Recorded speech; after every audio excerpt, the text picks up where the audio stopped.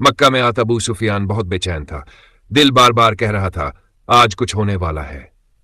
मक्का सो रहा था, लेकिन शहर के बाहर हजारों मशालें जल रही थी। हल्की आवाज में कुरान की तिलावत और एक अनुशासित खामोश लश्कर। अबू सुफियान समझ गया, मुहम्मद सल्लल्लाहु अलैहि वसल्लम मक्का आ चुके हैं।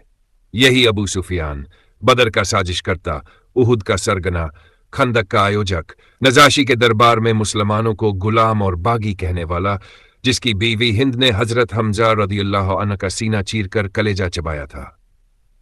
अबू सुफियान पकड़ा गया और उसे हुजूर पाक सलाम के सामने लाया गया, और आज वही शख्स रसूलुल्लाह सल्लम के सामने कैदी बनकर खड़ा है। हजरत उमर रदियल्लाहु अन्हु निकालते हैं, या रसूल अल्लाह सल्लल्लाहु, इस शख्स ने इस्लाम को सबसे ज्यादा नुकसान पहुंचाया है, इसे आज खत्म कर देना चाहिए। लेकिन जवाब आता है, बैठ जाओ उमर, इसे आने दो। हाथ खोले जाते हैं, पानी पिलाया जाता है और कहा जाता है, बैठो अबू सुफियान।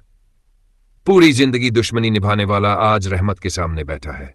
कांपते होंठों से कहता है, मैं इस्लाम कबूल करना चाहता हूं।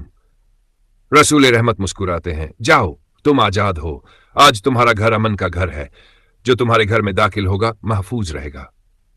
फिर वो ऐलान, जो बैतुल्लाह में चला गया उसे अमन, जो अपने घर में बंद रहा उसे अमन, जो किसी इबादतगाह में गया उसे अमन। कोई तलवार नहीं उठेगी जब तक कोई हमसे लड़ना न चाहे। यही वो लम्हा था जब अबू सुफियान ने कहा, अशहदु अल्ला इलाहा इल्लल्लाह व अशहदु अन्न मुहम्मदन अब्दुहु रसूलुहु। सबसे पहले हजरत उमर रदियल्लाहु अन्हु आगे बढ़े और गले लगाकर बोले, आज से तुम हमारे दीन के भाई हो। ध्यान दीजिए, कल तक जो आतंकवादी कहा जा रहा था, आज उसी को इज्जत, सुरक्षा और भाईचारा मिला। एक भी तलवार खून से सनी नहीं, एक भी घर लूटा नहीं गया, एक भी औरत बच्चे पर हाथ नहीं उठा, किसी की जमीन जायदाद नहीं छीनी गई। हजरत बिलाल रदियल्लाहु अन्हु का ऐलान किया, आज आम माफी है, कोई जबरदस्ती नहीं, कोई मजहब बदलने पर मजबूर नहीं। गैर मुस्लिमों की जान माल की जिम्मेदारी मुसलमानों पर है। और उसी भीड़ में हिंद भी थी, वही हिंद जो हमजा की शहादत की जिम्मेदार थी। यही है इस्लाम, यही है मुहम्मद सल्लम की तालीम। और आज हम शूर हो गए दुनिया से मुसलमान नाबूद। हम ये कहते हैं कि थे भी कहीं मुस्लिम मौजूद। वजह में नसारा, तमद्दुन में हुनूद। ये मुसलमान हैं जिन्हें देख के शर्माए यहूद।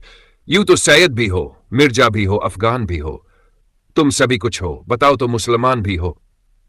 और फिर इतिहास ने वो मंजर भी देखा जो इंसानी अक्ल से परे है।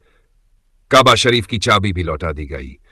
वो चाबी जिसके लिए सदियों तक लड़ाइयां हुई, जिसे सत्ता की निशानी समझा जाता था, उसे रसूलुल्लाह सल्लल्लाहु अलैहि वसल्लम ने उसी घराने को लौटा दिया जिसके हाथों में वह पहले थी।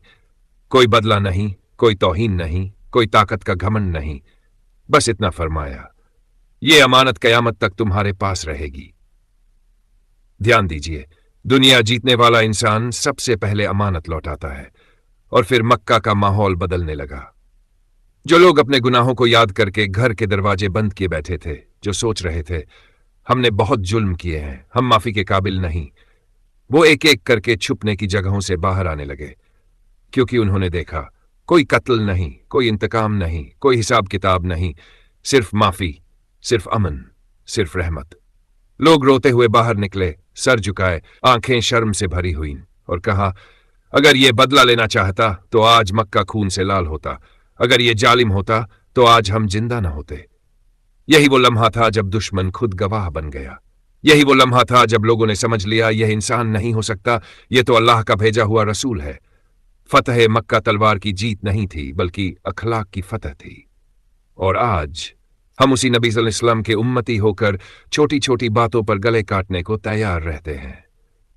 यही तो फर्क है उस दौर और हमारे दौर में। यही इस्लाम है, यही उसकी रहमत है, यही हमारी पहचान होनी चाहिए।